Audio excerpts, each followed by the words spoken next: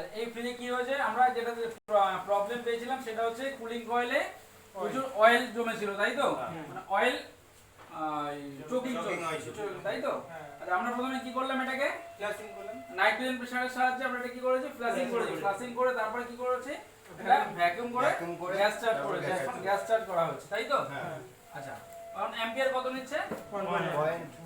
1.01, তাই তো? এখানে দেখো, আচ্ছা এই কন্ডেন্সার দেখো টোটালি হিট আছে, তাই তো? গরম আছে তো? আর দিয়ে দেখো, আর এই যে ড্রায়ার যেটা দেখতে পাচ্ছ, এই ড্রায়ার কিন্তু কখনো ঠান্ডা হবে না। হ্যাঁ, যদি ঠান্ডা হয় ড্রায়ার, তাহলে সোয়েটিং হচ্ছে বা ঘামছে, তাহলে কিন্তু কোথাও ব্লকেজ আছে, ঠিক আছে? আচ্ছা এবার দেখো, আর এই যে সাকশন লাইনে এখানে কখনো হালকা ময়েশ্চার এলেও আসতে পারে, হ্যাঁ, কিন্তু সেটা যেন না আসে। যদি বেশি হয় তার মানে কি গ্যাস বেশি আছে। আর যে অনেক ক্ষেত্রে দেখা যায় এখানে পুরো তোমার আইস চলে এসেছে, সেটা একদমই আসবে না।